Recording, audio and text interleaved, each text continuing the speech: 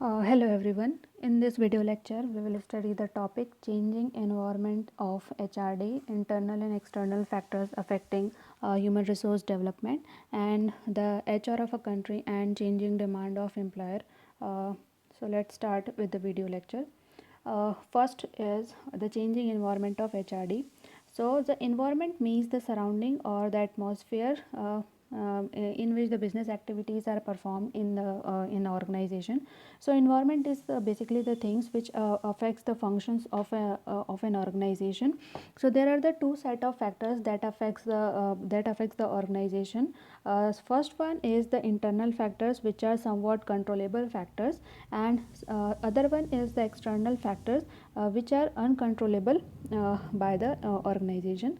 So to carry out the business activity effectively in the organization, there is a need to adjust the internal factor in such a way that the firm can do this business successfully. So in this way we can say that the business environment is dynamic. Now there are many elements in the environment which undergoes the changes. These changes have having an effect on the health of the business. So for that purpose the management have the dynamic policy so that the human resource development is adjusted successfully in the organization, so that the organizational objectives are achieved with the changing environment. So for example, with the change in technology, it becomes necessary for the management to develop the knowledge, skills of an employee to operate and maintain the new machines. Policies of personal management will also undergo the changes to adjust the human resources as per the need of business to get the best contribution from employees. It is also becomes mandatory to develop the available human resource in the corporate sector. So in this way we can say that the human resource is a kind of a dynamic subject, so which is also a most important for a national nation, the much more great relevance in developing most populous countries like India. So there is a need to mobilize the human resource with the purpose to enable them to participate effectively in the task of nation building and organizational development. So HRD it does constitute a most complex and a challenging task in the organization. So human resource development at micro level, or we can say the organizational level, is a process by which an employee of an organizations are helped in a systematic and continuous way to achieve these three things. So the these three things, first one is acquire, sharpen or mold the capabilities required to perform the various functions relating to their present and future jobs and rates. Second one is developing or molding an organizational culture in which there is a good superior subordinate relationship, there is a teamwork, there is a collaboration among the subunits of the organization, and also there is a strong and contribute to the professional well-being, motivation and prides of employees. Now the third one is develop and mold their general capabilities and discover and exploit their inner potentials for their own and organizational development process. So these are the changing environments of HRD in the organization. Now we will study the internal factors. So according to the Kotler and Armstrong, they said that the internal factors are the factors that affect the human resource practitioner, comprises of like a customer, consumer, supplier, compensation, new entrants, competitors, unions, organizational culture and climate. So let us see all of this internal factors one by one. Under this, the first one is compensation. So the amount of compensation a business offers draws employees to an organization or keep them away. In an economy characterized by high unemployment rates, many qualified individuals compensation should be low, and when there is a small number of candidates available in labor market, so the company must have to pay a high compensation to them. And now the second one is employee relation.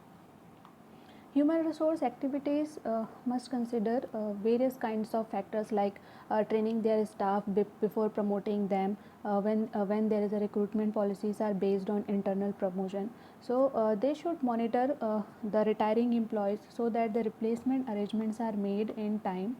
Next is the customer satisfaction. As we all know that the change in a customer preferences need to be taken into account since this will affect the service delivery.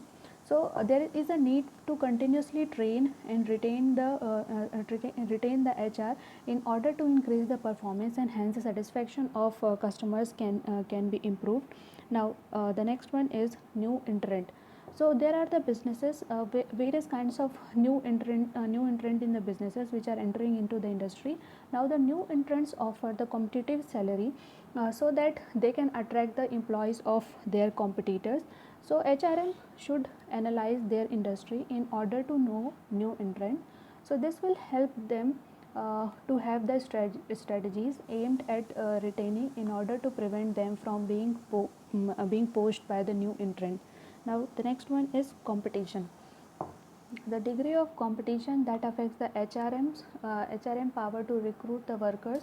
So the experienced workers always want to work in a reputed organization, and a small organization will generally prefer with a lower brand image will generally prefer the qualified people who want to work in the organization but with a less salary. Now the next one is union. So the trade unions are formed to safeguard the interest of its members, or we can say the workers of trade union. So HR activities like recruitment, selection, training, compensation, industrial relations, separations, etc. are carried out in consultation with the trade union leaders. Now the next one is organizational culture and conflict. As individual has a personality, in the same way the organization have cultures. So each organization has its own culture that distinguishes one organization from another. So culture may be understood as a sharing of some core values or beliefs by the members of the organization. So there is often a conflict between the organizational culture and employees' attitude. So the conflict usually surface because of dualities such as personal goal versus the organizational goal, discipline versus autonomy, rights versus duties, etc. So these conflicts have their bearing on HR activities in the organization. Now next are the external factors. So under this, the first external factor is government regulation. So with the introduction of new workplace compliance standard, human resource department is constantly under the pressure to stay within the law. So this type of the regulations influence the HR department, including the hiring, training, compensation, termination, etc. And if an organization not adhere to this government rules and regulation, so they can be imposed with a lot of fine. Now the next is economic condition. So one of the biggest external influence is the shape of the current economy. It not only affect the talent pool but also might affect the ability of an organization to hire an employee. Next one is technological advancement. This is considered an external influence because when the new technologies are introduced, the HR department can start looking at how to downsize and look for the ways to save the money. Next one is demographic. So demographic variables like sex, age, literacy, mobility, workforce, literacy, and women's, etc. are the factors which generally affect the HRD. Next are the political factors.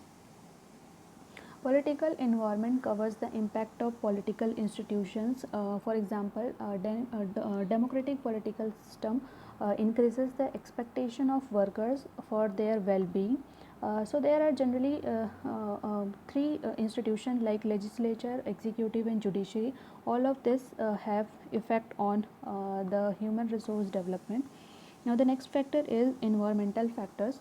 Environmental factors include climate change, pollution, recycling. And also the global warming experienced in today's world has greatly affected the companies. So climate factors should be considered before making the international business expansion. Now the last one is the legal factors. Legal factors like health, trading, competition and regulation from the legal firms directly affect the business. So the HRM must operate within the law and stay updated on legal changes. Now the next topic is HR of a country and changing demand of employers.